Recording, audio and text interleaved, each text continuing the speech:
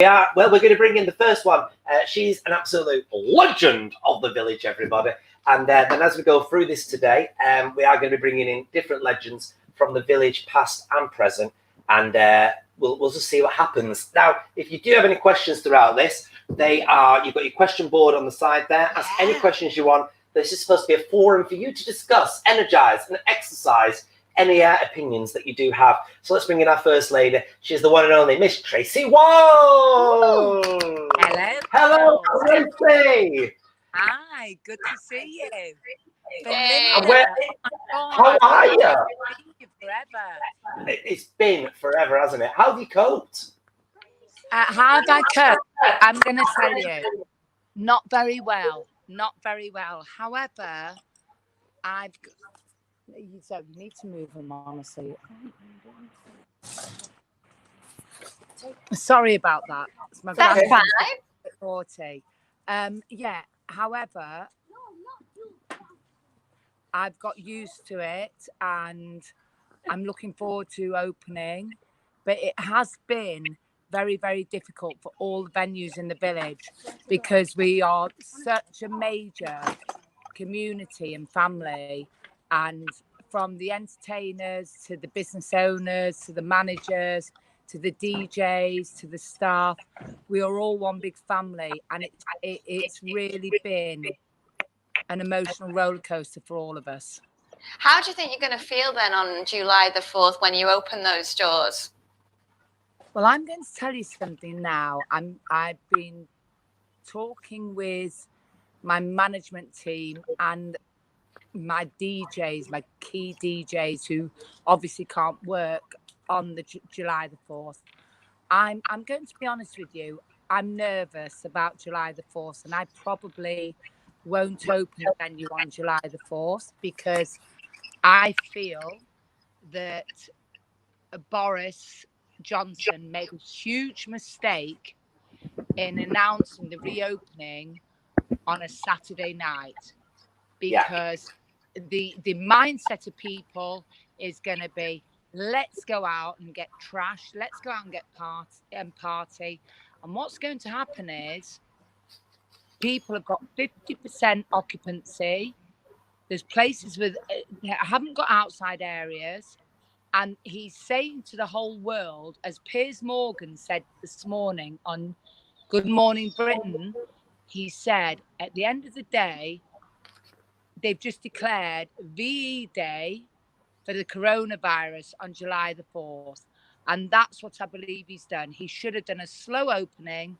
He should have done it. And no one more than me is ready to open. 31 years, and I'm told I have to close. It didn't work for me. However, we have to think of what's safe, what's responsible, and a duty of care, not only to our customers, to the whole of the nation and globally. And you know something? I think that was a very irresponsible decision to make it on a Saturday night. Do you think he's put money before health? I think, I'm going to tell you, I think what he's done is he's just gone, oh, the pressure's too much. And I'm a big advocate of his. But I think he's made some silly decisions because he's flapped. He's flapped. Yeah. And, you know, I've kept myself where I don't get too emotional or too passionate, where I can keep it real. I've kept it real from day one about the bars, about everything. And I believe that what should have happened was they should have done a week of restaurants, then a week of outside areas, and then gone into maybe the end of July, inside areas as well. I honestly, I think it's irresponsible. I've said to my team, who I can tell you, there's a couple of them. Will you be opening on the? I won't be opening on the 4th of July. I'm nervous about it. I will do a soft opening on the 5th of July, where I believe that I can control it. My struggle with the village is that people who are not village friendly, who can't get seating in other bars, restaurants, etc., etc., etc., in more undesirable parts of Manchester will then think, oh, the Village, they let anyone in, and they will all swoop towards the Village, and it'll be total carnage. And I've told my contemporaries around the Village, that's how I feel. No one's more hungry at the moment. I've had no grants, I've had no subsidy, I've had no rent reduction. No one's more hungry for me than money. However, for the venue, however, we have to put safety and health first. That is paramount. And how have you managed to remain so level-headed with obviously this passion for a beautiful venue that we know is a major success? How have you managed to remain so level-headed? Can I tell you something, Belinda? My gorgeous Gareth, who's like my surrogate son, I saw him for the first time today, and we social distanced and we chatted. And you know what I said to him? I cried for nearly 5 days. Not as soon as the venue closed. It was the reality on the Monday. And I said to my dearest friend, Polly, you know, Paul, this isn't for, he said, I'll see you in 4 weeks. I said, no, this isn't for 4 weeks. This is for 3 to 4 months. They would not have done this. The government wouldn't have done it. And after crying, I got into, I'm not optimistic. I'm not going to be pessimistic. I'm going to keep it real. I've kept it real, Belinda, of this is what we've got to do. And this is the most important thing is it's been horrendous, not just for the Village, for the country. But what we need to do is prevent a second spike of it, because a second spike would be catastrophic to our country. I have to say, I totally respect you. And I think what people have to do is think about what is right for them and how they can go about doing their businesses. And we are getting inundated with lots of our viewers agreeing with you, saying that, you know, you talk a lot of sense. They 100% agree with you on what you're saying. And I think it is. I think, you know, Boris can say these things, but it's up to you as an individual to think about yourself and your business and the people that come into your establishment. And I think what's very noble of a lot of yourself, and not so a lot of bar owners are choosing not to go this way. But what's very noble of you is the fact that you're respecting your staff and looking out for your staff above the money that could be coming in for you. And you know, honestly, Belinda, we are massively, we are on our arses. There's like literally 2 and 6 left in the bank account, and we built up a reserve because we were refurbing our cocktail bar, and I put all my own personal savings into still refurbing it. I'm not going to not do it to show all the New Yorkers that I am giving it my best shot to carry on. And I massively believe in the whole of the Village. However, we do have a duty of care. It is not just about the money.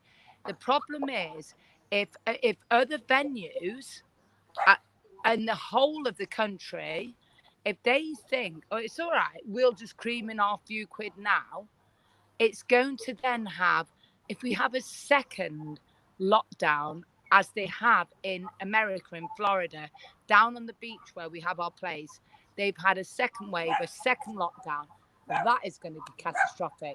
We need to eradicate this dreadful virus. And I've had the antibody tests, and as I suspected, in the first few weeks, before we knew, when we were all, Belinda, still kissing and cuddling and all the rest of it, I had the antibody test, the NHS one that I paid for privately. I had it last week, and I proved positive for that I had coronavirus. My husband, my son, we all had it.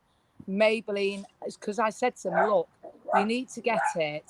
So you need to get it so that you can, we know, and I've said to all my staff, before you come back into work, I want you to have the antibody test. But I still think we need to have this thing in place. I think on the 4th of July, if every place in Manchester opens, it's going to be carnage. And I don't think it's going to be good. I think we're going to result in a second spike. And So if I had, my problem with the government and the councils is, and I say it openly, and I've said it openly to them, you need people who are on the shop floor to explain to you when you have alcohol involved, social distancing will go out the bloody window. It's And bound, isn't it? you know something, we know we all got it on the 15th of July. We know who we got it off, who incidentally was a doctor who had been to a big do at the Hilton, and he contacted us and said, look, I've become ill, I've got it. None of us were like kissing him or hugging him or anything. There was about 30 of us all got it in the following 2 weeks. It's not good that. It's not good that we're encouraging people to just, anyone who tells me with alcohol that we will respect social distancing is a bloody liar. I know it's going to happen.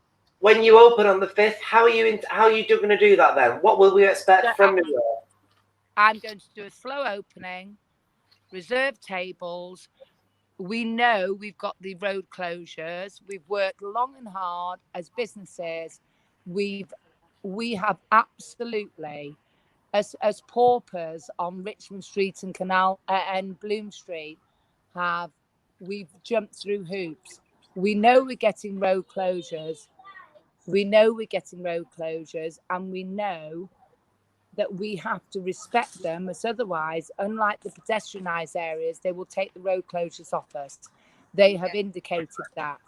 Yeah. So we will open.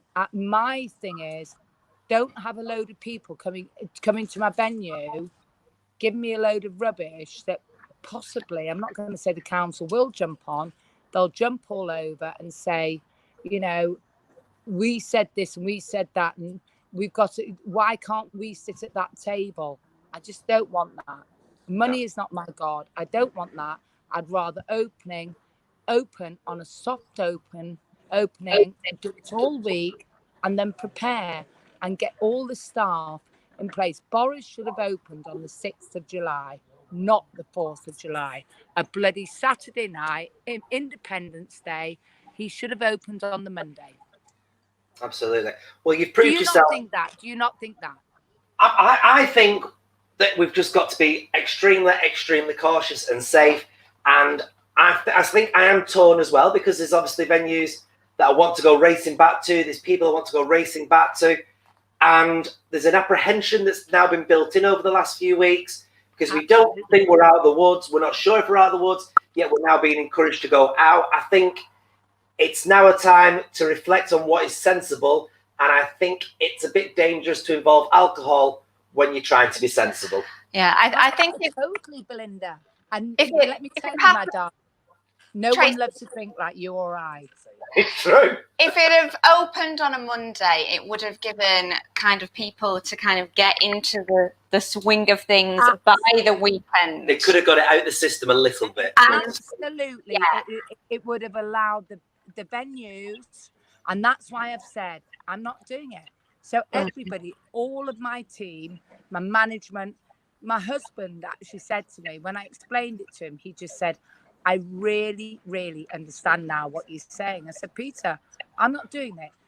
Honestly, we need to know that we've got it under control, and I am not opening to a load of a carnage, which is what's going to happen. Anyone who tells me any different, so you're going to have your regulars down there, you're going to have a load of, dare I say it, not rights from the whole of Manchester, because they can't get in places, wandering about, mixing amongst your regulars, your gorgeous people, and everybody. No, it's not for me. That Can I say, Tracey? I'd rather. Let me tell you, Belinda. I'd rather sell my son. Today, you're Manchester. I'll buy him. Today you're Manchester, Tracey. Tomorrow I can see you on Good Morning Britain with Pierce. You would give him a run for his bloody money. I've always said Tracey should be Prime Minister of the country. Massively, honestly, I would like to get on there with Piers Morgan over a few issues, and I'm a big fan of Piers. However, you know what? I'm passionate about what I feel about, and I think Pierce would end up agreeing with me. I really do, because Most definitely. you know, I know I'm a foot soldier. I've been on that shop floor for 31 years, Yeah. and I know how other people who are not Manchester's gay village friendly, they come to the village because they think it's a late night drinking hall where they can, and they do get away with it, where they bully and they're cheeky and they're rude and they're nasty. And honestly, It's very we know how reassuring it works. it's Do very you not reassuring to think? hear. Do you not think those people who can't get, they've got drug money, they've got this money, they've got that money, they've got, I do not think they're going to look like the big time Charlies taking whoever out. I'm not even going to, I shouldn't even be saying it, the bloody trashy birds out and saying, it's all right, I'll get a table. And then they'll go here, they'll go there, they'll go there, Yeah. they'll go, it's all right, we'll get in at the village.